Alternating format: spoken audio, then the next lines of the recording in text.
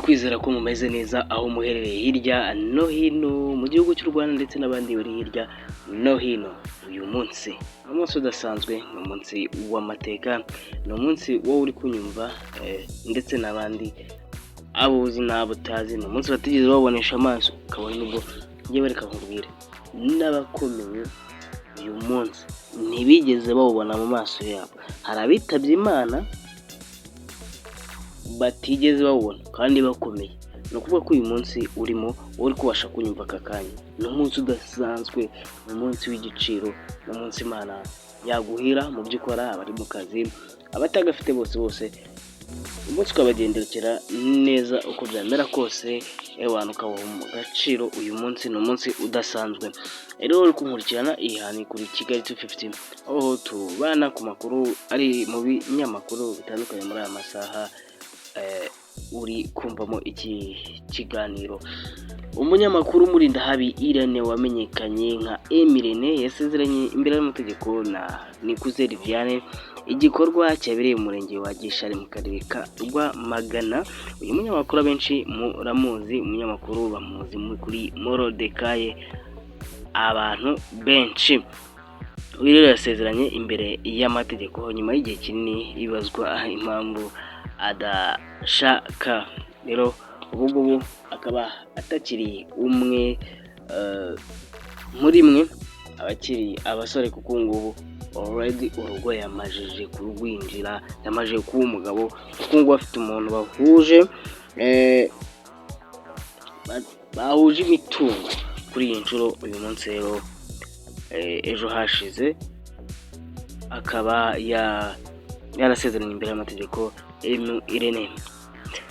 Umunyamabanga nshingwabikorwa w'umurenge wa Kansi mu karere ka Gisagara Gasana Isaie yafunguwe nyuma y'iminsi 3 yaramaze akurikiranyweho n'ubugenzacyaha, aho bivugwa ko akekwa guhishira uruganda rwengaga inzoga zitujuje ubuziranenge. Ni muri ya nkubiri yo gufunga izi nzoga.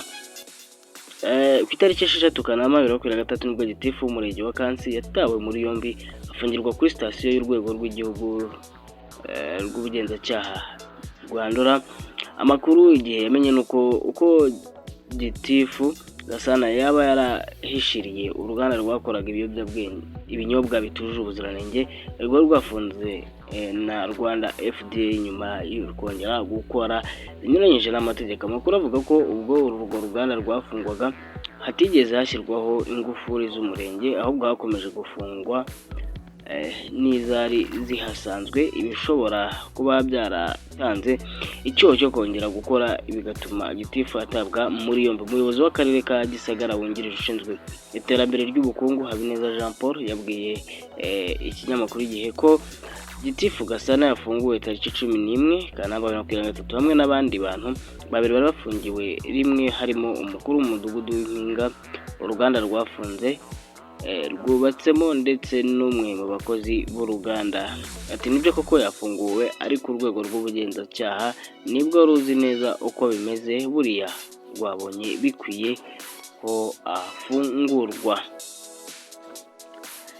RDB yatangaje ko abana b'ingagi 22 bavutse ari bo bazitwa amazina mu muhango uteganyijwe kuba ku itariki 9 Nzeri 2026. Uganda Yoweri Kaguta Museveni yakira indahiro ya Ambassadeur Adoni Ayebare wagizwe Minisitiri w'Ububanyi n'Amahanga, ndetse na Shatika Kutesa Musherure wagizwe Umunyamabanga wa Leta muri Minisiteri y'Imari n'Igenamigambi, na Witon Juma wagizwe Umunyamabanga wa Leta muri Minisiteri y'Umutekano w'imbere. Hari inkuru yateje umwiriyane, nabwo navuga muri Nigeria. Davido ngo yatabaje Perezida Donald Trump. Umuhanzi Davido yasabye Perezida Donald Trump gufasha Nigeria mu matora ya ba guverineri ateganyijwe mu mpera z'iki cyumweru, agaragaza ko afite impungenge ko azakurikirwa n'imvururu kubera uburiganya bushobora kuba mu busabe bwa Davido bwarakaje abanyanigeria. Benshi bavuga ko yatabaje Trump nyuma yo kubona ko se wabo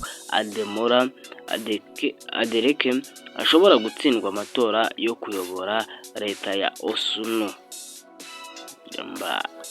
Donald Trump nta hantu hamwe atazagera. Impunzi z'abanyekongo ziri mu Rwanda zagaragaje ko mu byo Perezida Felix Tshisekedi agamije mu guhindura itegeko nshinga harimo no kwambura ubwenegihugu abanyekongo b'abatutsi. Abantu barenga 100 bapfiriye mu mutingito ukomeye wibasiye uburengerazuba bwa Colombia. N'andi makuru mbahayemo ariko ntitukavuga ku bintu ngo tube aho tudakomoza no ku bantu bazwi cyane. Miss Nishimwe Naomi, Miss Rwanda 2020, Nishimwe Naomi yerekanye ko ari hafi kwibaruka imfura ye na Michael Tesfaye. Avuga ko we n'umugabo we bashima Imana yabahaye umugisha wo kuba ababyeyi. Yagaragaje ko uyu mwana akunzwe kurusha uko amagambo yabisobanura. Gusa mu gitabo Demo Crown Miss Naomi yamuritse Ukuboza 2025 yahishuye ko we n'umugabo we bagize ibyago ndambere yari atwite ivamo. Asobanura ko ari bimwe mu bihe byamugoye mu buzima bwe, ariko ubu ngubu turizera ko noneho atakiri ibyo ngibyo, ahubwo kuri iyi nshuro yaba agiye kwibaruka kandi mu bigaragara arakuriwe.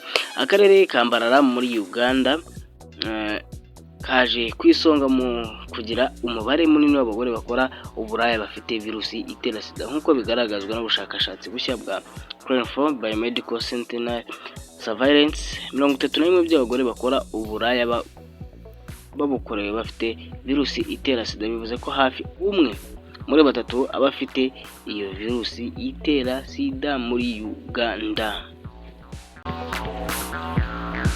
Urukiko rusesa imanza rwa Paris mu Bufaransa rwanze ubusabe bwa Lieutenant Colonel Cyprien Kayumba bwo kuburanisha ku ruhare ashinjwa muri jenoside yakorewe abatutsi mu 1994. Uyu mwanzuro usobanuye ko bidasubirwaho Lieutenant Colonel Kayumba wahoze ari muri Exfar azaburanishwa n'urukiko rwa rubanda rwa Paris. Abantu barenga 100 bamaze kugwa mu mutingito ukomeye wibasiye uburengerazuba bwa Colombia, nk'uko mukanya yemeje kubabwira iyi nkuru ku wa 10 Kanama, ugasenya inyubako ukangiza ibitaro n'ibikorwa remezo. Uyu mutingito ni ukomeye kurusha indi yose yabaye muri Colombia muri iki kinyejana.